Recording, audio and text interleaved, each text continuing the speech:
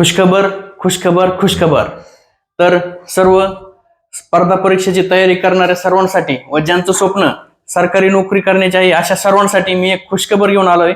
तर भारतीय रेल्वेमध्ये तब्बल 32,000 जागांची भरती सुटलेली आहे. तर त्या भरतीविषयी आपण सविस्तर बघून घेणार आहोत.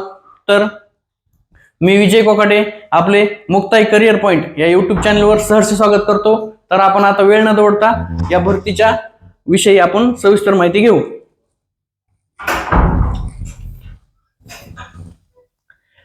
तर भरतीसाठी फॉर्म भरण्यासाठी 23 जानेवारी पासून सुरुवात झाली आहे. आपण फॉर्म कधीपर्यंत भरू शकतो? 22 फेब्रुवारी 2025 पर्यंत आपण हे रेल्वेचे फॉर्म भरू शकतो.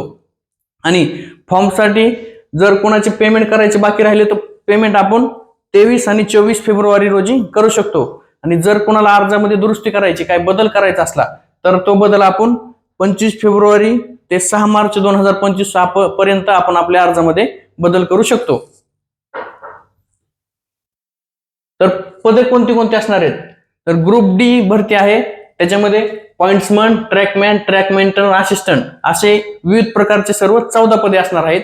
आणि जागा असणार आहेत टोटल 32,438 जागा. आणि यासाठी शिक्षण किती पाहिजे? तर कोणीही ज्याची 10वी पास आहे, जो व्यक्ती 10वी पास आहे तो व्यक्ती हा फॉर्म भरू शकतो. शैक्षणिक पात्रता फक्त 10वी पास लागणार आहे, म्हणजे सर्वांसाठीची संधी आहे. वय किती लागणार आहे? तर 1 जानेवारी 2025 रोजी जनरल साठी तुमचं वय 18 ते 36 या वर्षापर्यंत असलं पाहिजे.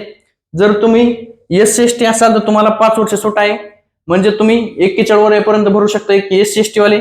ओबीसी वाल्यांना 3 वर्ष सूट आहे, म्हणजे ओबीसी वाले 39 वर्षापर्यंत हा फॉर्म भरू शकतात.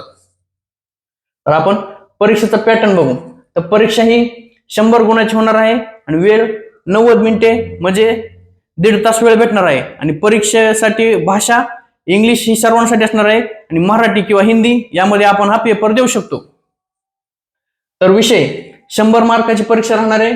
बुद्धिमत्ता चाचणी 30 प्रश्न असणार आहेत, 30 गुण असणार आहेत. गणितासाठी 25 प्रश्न, 25 गुण. तर सामान्य विज्ञान 10वी पर्यंत आपण जे विज्ञान शिकलो आहोत तेच विज्ञान असणार आहे. 25 प्रश्न असणार आहेत, 25 गुण असणार आहेत. आणि सामान्य ज्ञान व चालू घडामोडी यासाठी 20 प्रश्न असणार आहेत व 20 गुण असणार आहेत. हे सर्व मिळून एकूण 100 प्रश्न 100 मार्कासाठी अशा पद्धतीने हा पेपर असणार आहे. आणि 1/3 निगेटिव्ह असणार आहे, म्हणजे एक प्रश्न चुकला तर 0.33 मार्क कट होतील, किंवा 3 प्रश्न चुकले तर तुमचा 1 मार्क कट होईल. हा बघितला आपण पेपरचा पॅटर्न. आणि मैदानी चाचणी काय असणार आहे हे आपण आता बघून घेऊ. तर मैदानी चाचणी मुलांसाठी आणि पुरुषांसाठी 35 किलो वजन घेऊन 100 मीटर 2 मिनिटांमध्ये जायचंय. हे काय सर्वजण जाऊ शकतात. 35 किलोमीटर वजन फक्त वजन घ्यायचं आहे आणि 2 मिनिटांमध्ये 100 मीटर जायचं आहे. आणि 1 किलोमीटर रनिंग करायचे आहे. त्यासाठी वेळ आहे 4 मिनिटे आणि 15 सेकंद. तर मुली आणि महिलांसाठी कसं मैदानी चाचणी असणार आहे? तर त्यांना 20 किलो वजन घ्यायचंय, 100 मीटर जायचंय, त्यांना पण 2 मिनिटांमध्ये जायचंय. फक्त वजन त्यांना 20 किलो वेळ आहे. आणि त्यांना 1 किलोमीटर धावणे त्यांना वेळ आहे 5 मिनिटे आणि 40 सेकंद. तर आता यासाठी फी किती असणार आहे? तर जनरल असतील, ओबीसी असतील त्यांना 500 रुपये चलन असणार आहे.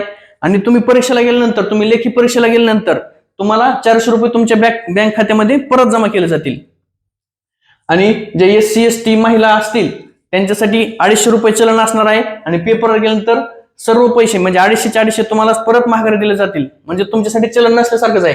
आणि जे SC/ST आहेत त्यांना पेपरला जाण्यासाठी रेल्वेने मोफत प्रवास नसणार आहे.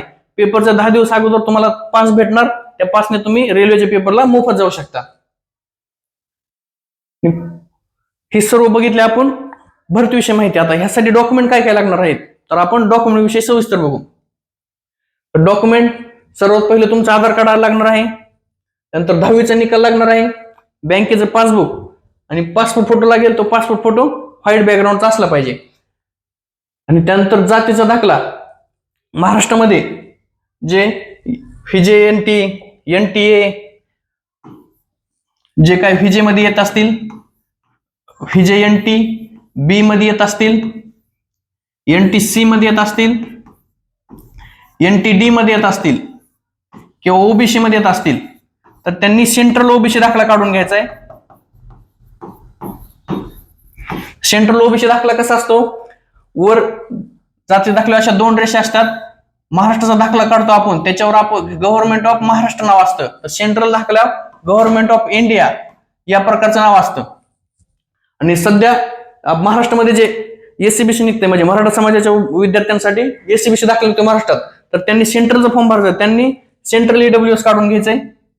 आणि SC ST असतील त्यांनी सेंट्रलच्या फॉर्मॅटमध्ये SC ST काढून घ्यायचे.